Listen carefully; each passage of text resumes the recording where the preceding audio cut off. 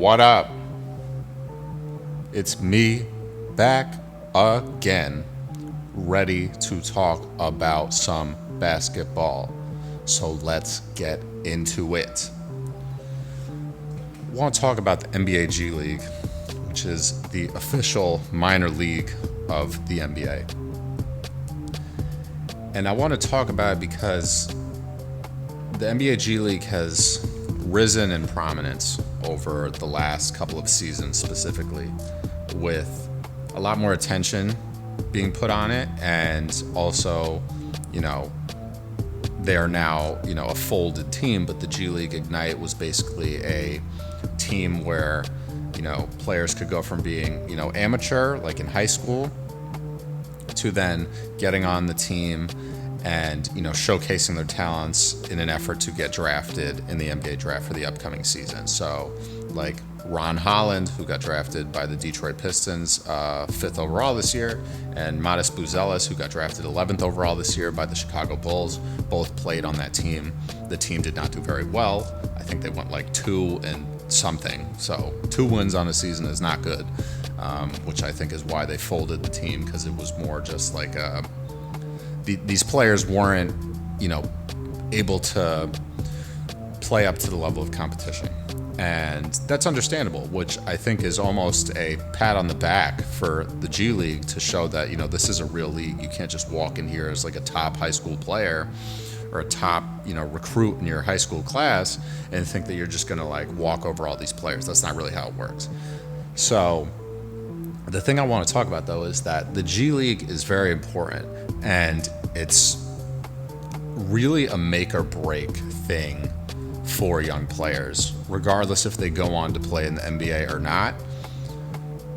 It's very important, because I think the G League is super important for the mental aspect of the game. So there's been a lot of successful players that have been called up, over the years, where the G League is really where they formulate their confidence. And then it allows them to get to the NBA stage, whether it's on a short-term, like 10-day type of contract, or a two-way, something of that nature, and allows them to build up that confidence. So once they get that opportunity, they're ready to kind of put their best foot forward and, make the most out of that opportunity. And some players crumble under the pressure, and some players really hit the ball out of the park. So, over the past couple of seasons, there's been tons of call-ups. So this past season, there was 81 total call-ups from the G League. Season prior, there was 58. And the season prior to that, there was 164. So it's really been buzzing and building up since, the 2021-2022 season.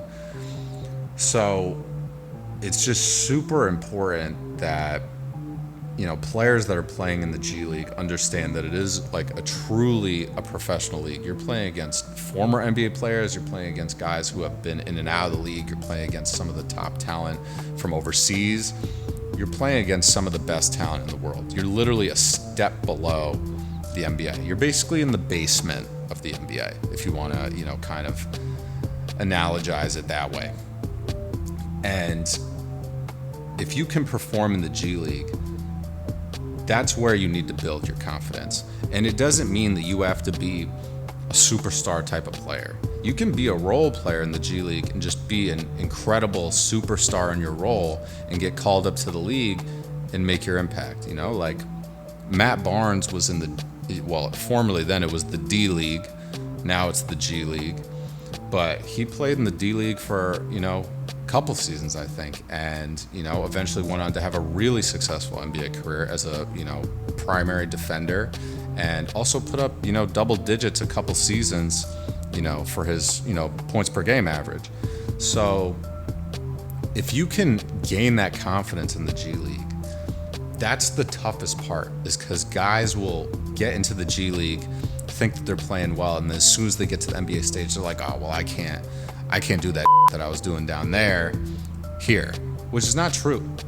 You just have to put your best foot forward and have that confidence. So the G League is really the place where you need to figure out who you are as a player and figure out how you're going to make an impact at the, next level up, right? So, and whether that's in the NBA or it's overseas or in another type of professional league, the G League is there to help you grow your talent, your skill set, all of that, so you can be the best professional basketball player that you can be.